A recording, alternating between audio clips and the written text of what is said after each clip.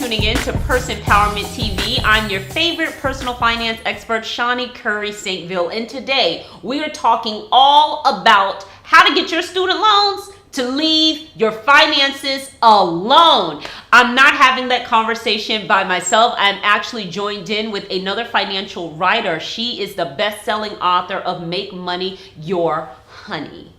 Yes? You got it. Yes, I nailed it. All right, so let's talk about this. The good thing about this conversation is that you don't have a whole lot of student loans. You didn't have any student loans. I didn't have any, period. Thank you, Mom and Dad. Thank you, Mom and Dad. And I did have some. I have $14,000 in student loan debt. But so this is for, in this little small part of it, the reason why I'm sharing it, as much as you can minimize on accruing student loan debt, your children, when they're going to school, if you can help them minimize, because that's just not something that was like always a huge concern for me, simply because when I was in school, I just didn't pile up on it. I did things like, number one, I lived on campus, I got scholarships, I lived in the scholarship house, so I didn't. But let's just say, you know what, Shawnee, we didn't do that. We piled on that debt. I have friends that have $275,000 in student loan debt, $60,000 in student loan debt, and to some of them who are doctors and lawyers, I try to get them to see it from a different perspective, because if your parents didn't have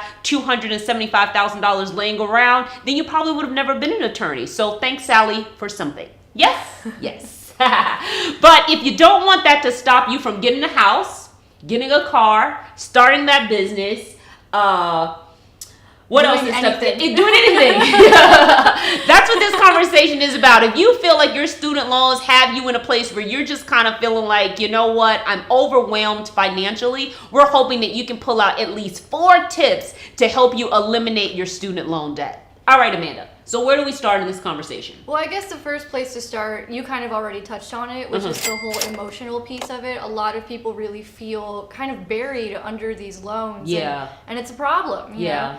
And it's something that a lot of people feel extremely helpless because, you know, they feel like the government's not moving fast enough. You know, traditional lenders aren't really helping in the situation. So there's a lot of emotion in it, right? Like you said. So I think the first step is really what you mentioned in terms of like, did you really regret going to school? Yeah, no, you didn't. Yeah, so, that's probably the biggest thing, is kind of being thankful that that money was there for you to go to school. If you could do it again, maybe you wouldn't have taken out as much, but you don't have to feel so negative about it. No, it's actually, you know, if you're looking in terms of forms of debt, I mean, student loans is not the worst thing in the world. Right. You know? That's an excellent point. That's an excellent point. It's actually okay. Now, if you were like $150,000 in credit card debt, then, you know, we would be having a different conversation. Exactly. All right. So number one, first thing you can do right off the bat is go ahead and delineate that negative attitude towards your student loans. Just some type of gratitude, right? Yeah. And that actually makes a really huge difference at the end of the day, because once you start coming from that perspective of gratitude,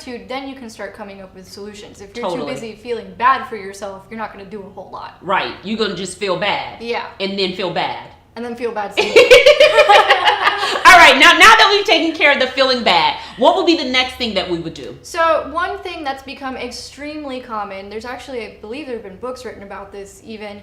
I think there's a book called Hustle Your Way Out of Debt. Yes. And it's the idea of finding ways of making extra money to put toward those loans. Yes. So for me, this is actually how I started my career. I didn't have any debt, but I went 6 months without a job. Right. And I was like, well, I got to make money somehow. So I actually started freelance writing because I knew how to write. Yes. And the thing is that a lot of people, it's now easier than ever to do that, you know, because if you have some sort of skill that you can market, you can make money. Exactly. And we're living in that kind of an economy. So whether it's walking your neighbor's dogs, writing, web design, organizing closets, it doesn't really matter. As long as you have some sort of skill, you can make money, and then you can use that money to throw toward your loans. And I have lots of friends and colleagues who have found themselves with almost, 6 figures in student loan debt, and that's how they've been able to just totally eradicate them. It's just finding ways of making more money. Okay, so point number 1 is, point number 2 actually, the first point would be dealing with the negative emotions of it. The second thing that you would go ahead and do is figure out, how can I create more money? Either through creating a side hustle or getting another job, just figuring out how can I pile up more cash and send it over there to those student loans so you can stop letting it rain on your head. Yeah. Okay.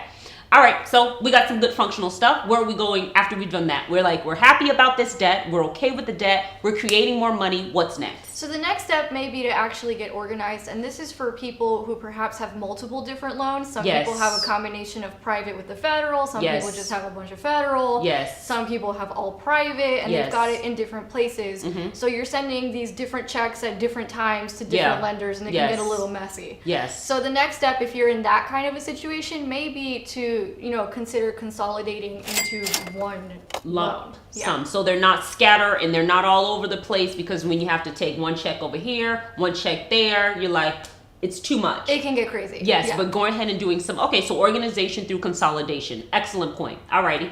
And then the next step after that is if you are in a situation where your student loans are really getting in the way of perhaps, you paying your other bills, or it's getting in the way of your life, or you're in a stage in your life right now where you need more money, you may consider refinancing. Yes. So for example, I was at an event a couple months ago at Miami Beach with SoFi, Social Finance, and they're a private lender and they do student loan refinancing.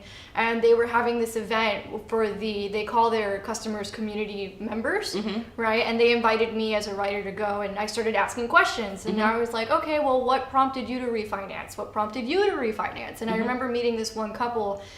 They'd just gotten married. They were having a baby. He had a significant amount of student loans because he went to law school. There's like student loans, and then there's like law school loans. Student loans. Yes. Like student loans, Yes. and then there's medical school. Yeah. That is a great distinction, because a lot of my clients, I look at them and they have like $275,000 in student loans. And what's interesting is that theirs cap out. Like, a lot of people can write off how much interest that they pay. They don't get that as a benefit. Yeah. So they're getting torn up on taxes if they don't have any children, and they're getting torn up not getting any interest, any interest kickback when they're filing their taxes. So they're really getting it. Yeah, and in this case, his wife had loans as well. She was a little bit more shy about it, but that's okay. But the point is, they both had loans. They were just married. They were having their first child. He did not go the public service route to get student loan forgiveness. He ended up working for a private firm because he was making more money, so he didn't qualify for student loan forgiveness through the federal government. And in this case, he was like, well, we had a baby on the way. My student loan payment is the same as my mortgage. More than my mortgage. It's a little intense right now. We need that money for this child. And they decided to refinance. Excellent.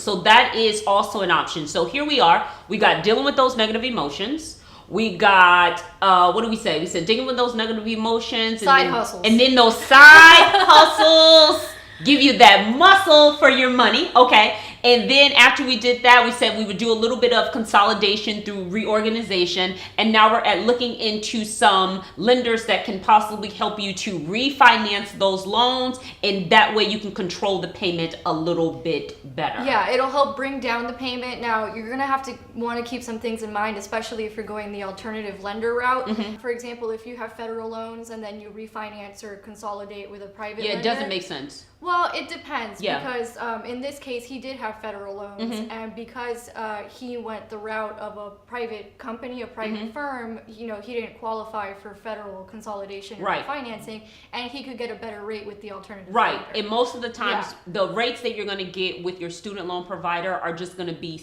lower than what you can get with a private lender. Yeah. So you always, before you just loop everything in, you want to make that distinction between, how much my rate is going to be private or how much is it going to be if I go ahead and stay with the Department of Education. Exactly. Yes. So everyone's situation is different. You're going to want to look into things. The other thing you're going to want to keep in mind is, if you have federal loans and then you refinance through a private lender, you may give up certain rights and protections. But I asked this particular couple if that was something that they were worried about, and they said, you know what, our rate's even lower than it was on the federal loans right now. So it just the numbers they want to worked pay out. it off. Yeah, the they numbers worked out. Yeah. So if you are looking at alternative lenders, there's several of them now. Okay. But look at the fees, look at what the payment terms are. Just make sure to crunch the numbers to make sure to actually make sense. Right.